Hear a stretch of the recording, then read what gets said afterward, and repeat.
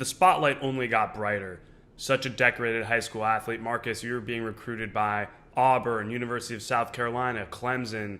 The list goes on and on. These are high profile schools. Segueing back to your playing career, as the spotlight began to grow more and more, why'd you pick South Carolina over, let's say, a Clemson? Because, like you alluded to earlier, those are the two schools. You either go to Clemson or you go to South Carolina. That decision boiled down to comfort, number one. Number two, I knew a lot of the guys that were going to the University of South Carolina. We were friends. We played in a bunch of all-star games together. We played against each other in high school. But number three, again, before I say this, I'm going to say you don't know what you don't know. Like you said earlier, there's something about success and attention and fame that's intoxicating. There's something about it, there's a component to it that becomes addicting. And yes, you may not like it in the initial phase, but the things that come with success, fame, and attention, you start to love those things. And because you're in the spotlight, a lot of people don't tell you no. And because a lot of people don't tell you no, you see that as a good thing. When in all actuality, if you're aware of yourself, you realize that it's dangerous and it's toxic. I didn't realize that at that age. South Carolina was an exciting place to go. I saw Stephon Gilmore the year before who committed there, who kind of was a big reason why I even considered South Carolina, because I saw him have success. People knowing who you are becomes your new normal. You start to enjoy it and you think it'll last forever. Another reason why I picked South Carolina is because it was exciting. I mean, it's you're in your home state, dude. I mean that's it. But don't you think in some ways that's just making the mask form to your face even more? It solidified that mask. Now you step into a new arena, not with 2,000 students in your high school, but 40,000 students on the campus. Before you even step on campus, the professors and every person in administration knows your name and knows who you are. You play games on ESPN and all of these different networks that are 6 million, 7 million people watching you play the game, and 80,000 people are cheering for you in the stadium. That creates a bit of an ego. You can say you're humble all you want. I thought I knew what being humble was. I knew when and when not to turn it on and turn it off. I knew how to turn on my manners and my respect. I knew how to turn on my decency, but I also knew when to turn it off in the situations when I could turn it off. And that was when I was with my boys, when we went out and we went to parties. I knew that I could use my celebrity to get certain things. Now, I didn't abuse that authority. I've been around a lot of people who have abused that authority and abused their power. You become someone who is addicted to power in a sense, especially when you're unaware. And this is my psychological side coming out because that's all I study now. You become somebody who loves being, although you can downplay it as if you don't, you love being the center of attention. Now, because that's what I was every Saturday, the center of attention. And you don't want that to end Monday through Friday. But I was able to get a hold of it. I had good people around me. I had friends around me who kept me grounded, and a family. And my girlfriend at the time, who's now my wife, she kept me grounded a good bit, because it's just a lot that you're trying to juggle in that situation. Don't you think though, Marcus, and it kind of goes back to what we were talking about a few minutes ago, that I feel like it wouldn't be normal if you didn't embrace all that comes with being one of the most decorated players in the state. Because it goes back to at that age, how else would you know? Now there's a degree of abusing the power, but I think that if you went the other way, I don't know. Then I don't think you get to this point now where you get to look back and reflect and you get to shepherd the next crop of kids. Colin, you're right. It definitely happened for a reason. I believe things happen for a reason. If you have the courage or you dare to study your life or examine your life, You can learn a lot from your mistakes. You can learn a lot from your failures. You can learn a lot from, some of the behavior that you've had in the past, and you can share that with other folks. So I do agree with you that the gauntlet of college football that I went through, celebrity fame, whatever you want to call it, it definitely happened for a reason. And now, Marcus, I'm going to read off some statistics for you because your freshman year at South Carolina, 1,197 rushing yards, 17 rushing touchdowns in 13 games. I can't take credit for all of that. We had a great offensive line. We had a senior offensive line who are also our leaders on the team. Coach Spurrier put me in a lot of good positions to make plays. And, I worked my ass off to get on the field. Those are team statistics. But I also know that, I put a lot of work and effort into being able to produce those type of numbers. And it was fun. Did I expect that result? Absolutely not. I was scared to death when I stepped on campus.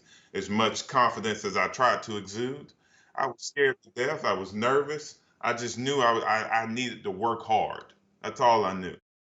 I mean, I guess how could you not be? You're 18 years old. You have everyone's looking at you to go in and have instant success, which you did. But Marcus, the next 2 years at South Carolina statistically were great, but unfortunately a string of injuries.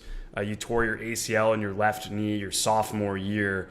That experience, like, what did you learn from an experience like that? When you're so successful, everyone's like, Marcus, you're in all these national conversations, then you tear your ACL, you're injured, you're out for the year.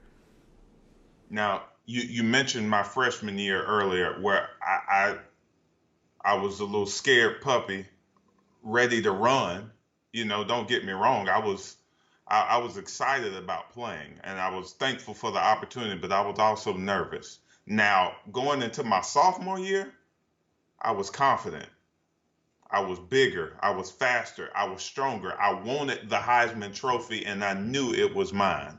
I go into the ninth game of the year and I tear my ACL and my MCL. The first time I've ever sat out for an extended period of time. First time I ever had a major injury. I didn't know what to do. Had no clue. I didn't know how to handle that situation. It was lonely. I was in a very dark place because without football, I lacked identity. Football gave me that purpose. It gave me that drive. It gave me a reason to wake up in the morning. And without it, I didn't know what to do. But it finally set in that this was going to be my reality. And I had to have surgery and rehab. I attacked it. And what I learned from that experience, I learned what I was made of. I learned that even though my situation didn't go how I planned it or how I envisioned it, I had a choice of how I could respond to it. And the choice I made was to attack rehab every single day and take it step by step by step. And I learned the importance of patience. I learned the importance of a process, and that prepared me for my junior season. During that time when you're rehabbing, did it give you extra time to discuss and to really dive more into yourself in the whole mask facade, or did you still just kind of push that off a little bit and really just focus on football? Because there are two different lives. You have your football life, and then you have your outside of football life, you're going in two different directions. I didn't do any self-examination. I didn't. I was still unaware of my emotions and how they dominated me, or I was focused on football. I was focused on rehab, academics. In college, those were my two main focuses. I really didn't care about anything else outside of that, sad to say.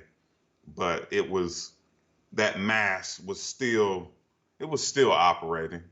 Not on a high level because I was humbled because of the injury. You go through something like that, you realize that you're not Superman. You realize that this game can't be taken away in an instant. Football, rehabbing, academics was my main priority. Getting back on the field was my main priority. And obviously you did do that. Your junior year, you get back, you off to another fast start. I mean, again, incredible statistics early on, but then in October of 2012 against Tennessee, I remember watching that game, and you get tackled, and it just seemed like an everyday tackle from a viewer's perspective. But once they zoomed in on the shot, and I saw your face, it was something bad. This is how I know there's an operating force in the universe. The night before that game, I was named team captain, and I was asked to say a few words. And the words that I said to my teammates was, guys, go out there and play every play like it's your last, because it may be your last. Wow, that's what you And said the night before? I said that the night before in front of our team. There's a force operating in the universe. Time stopped in that instant because I couldn't believe it was actually happening again. I knew it was bad simply by how I dropped the ball. There was no thought. It was all animalistic impulse. I put my hands straight on my knee to try to put my knee back in place. When I couldn't put my knee back in place, I didn't know what to really think. My athletic trainers came rushing out. They got me on the table. They finally got it back in place, rushed me to the hospital. I knew there was a possibility by how they were talking that it was very bad and not have to go into surgery as soon as possible. Time stops in that moment. There was no thinking. I didn't hear anything. I looked at my teammates and I saw their faces. I saw the dread in their faces. It was just a grim day. It was dreary. The sun wasn't out. A hard day for a lot of people, particularly my family members. I didn't want them to go through that again. And when I say go through that, I'm talking about the world knows what's going on. They're receiving 100 texts a day asking how I am. It's overwhelming. An overwhelming array of emotions that you feel throughout that situation. And it sucked. That day sucked. Isn't it hard though? Because there you are, you're on the field and everything stops. It's almost like the crowd noise goes down. It's like blinders on and it's just you with your thoughts, but you're not even really thinking. And then so many people are hitting you up. But how do you know which of those people like genuinely care about Marcus and those that care about Marcus, the football player? You know after. You know who really cares about you after something like that. You know who's really in your corner. I knew who my wife was going to be after that situation. I knew who my true friends were. I knew who was there just because of my name. Go through something hard, go through something tough, everything will be revealed to you. It's like a new lease on life. I'm forever grateful to the fans. In my mom's garage right now, there's over 200,000 letters from fans all across America, across the world, but particularly the state of South Carolina. And, that support will forever be appreciated. I get chills hearing that because you have all this success, you have a horrific knee injury, and then it's just nice to see that people forget about you as a football player and they just see this guy, great guy, worked his butt off, gave everything that he could to his team, to his university. It's nice to know that people can kind of turn off that, oh, he's not going to win the Heisman. It's a trophy. It's a trophy. And don't get me wrong, it would be sweet to hoist the Heisman Trophy, but at what cost? At what expense? Kids are amazing. The letters I received from elementary schools were the most thoughtful. They actually thought about what they said. They described where they were when it happened, whether they were in the stands or at home. They also described how they felt when it happened. Those kids are probably in high school now, but I still have those letters. They remind me to be more thoughtful. They remind me to be more caring. They remind me to be a more generous person. So I'll never forget that support that I received, particularly from those kids, from kids all across America. Doesn't it kind of remind you in some ways back to your high school days at Burns when those kids in the stands were wearing their Marcus Lattimore jersey? It's full circle. It comes back full circle. When I was that kid, when you're the person receiving the support, it's what life is all about, I think. being there for somebody when they're down, not only when they're up. When you look at your knees and you see those scars from your playing days, what do they represent from your perspective? Resilience. Pain is no different for resilient people. They just choose to use their pain. They choose to analyze the situation that hurt them and use it for good. And really, that's what I've been trying to do ever since those two injuries happened.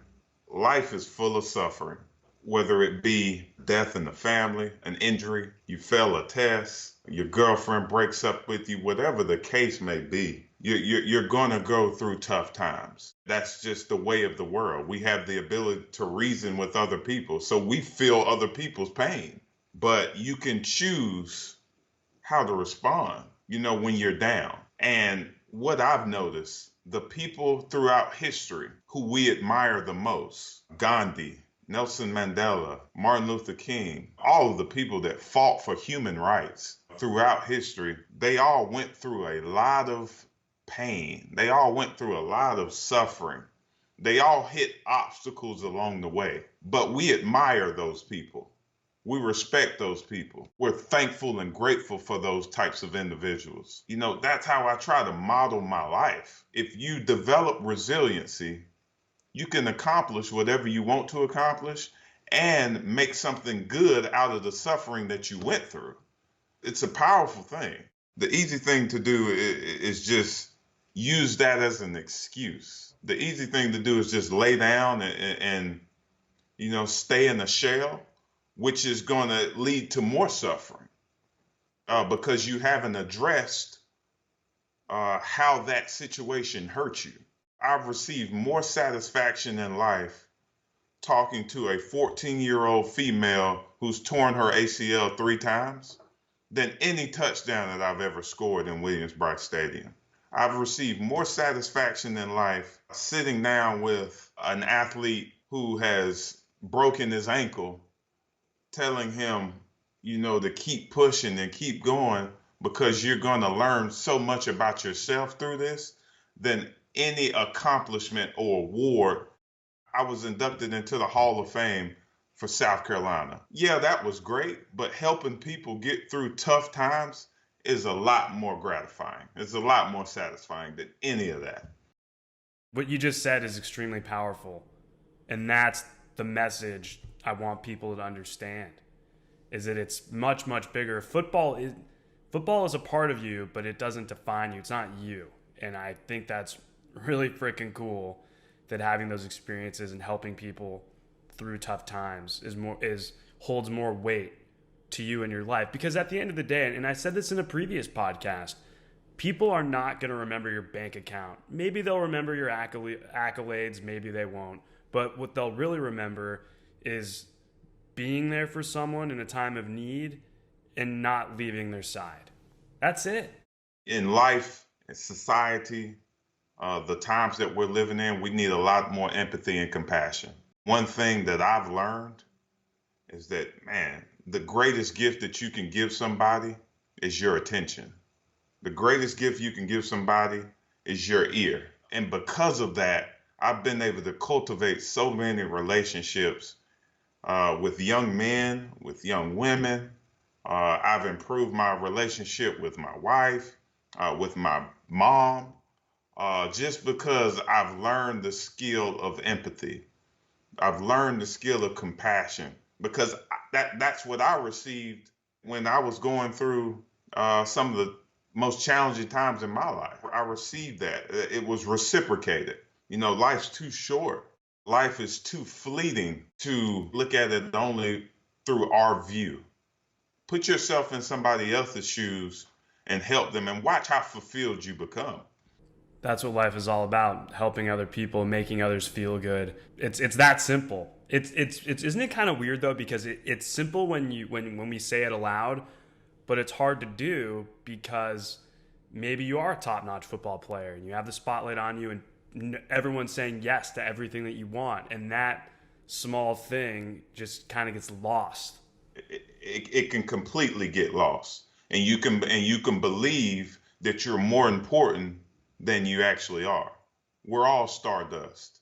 We all live on this planet together.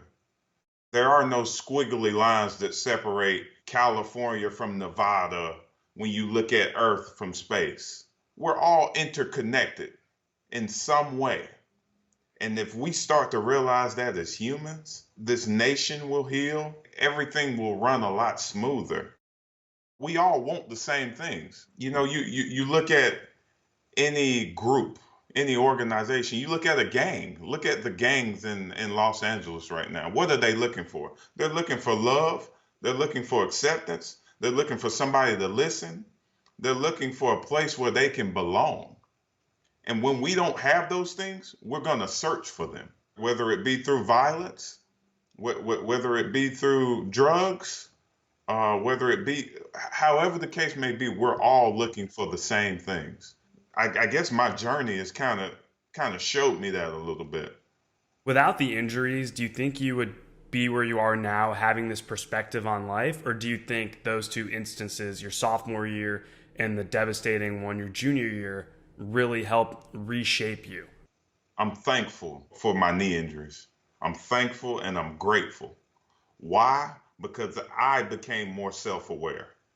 I didn't have an option but to look in the mirror. When football ends, I had to redirect my whole life and find a new skill, a new interest, a new why. I had to find a new why.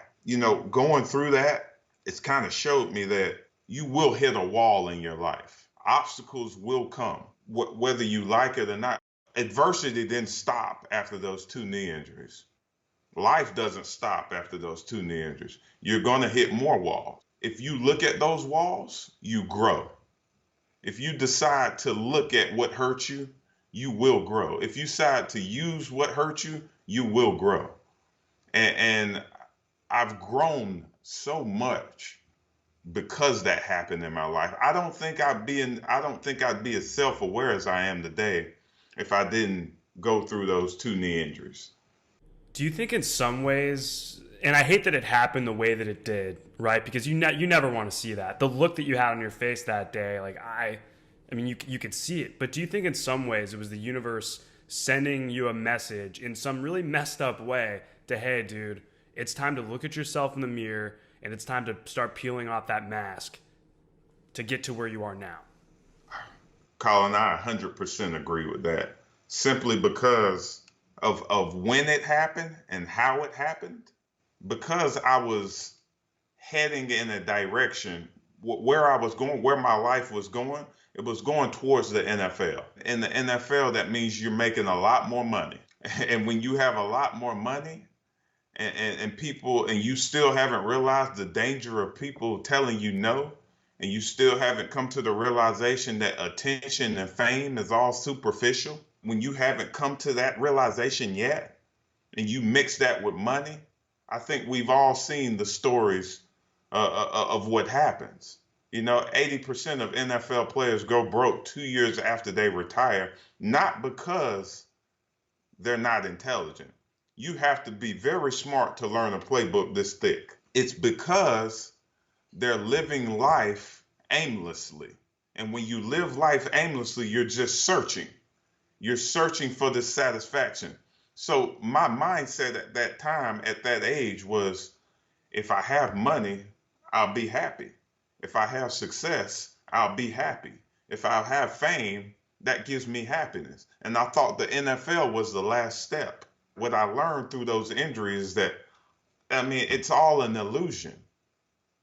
Happiness is a byproduct of you living with virtues and doing what you love.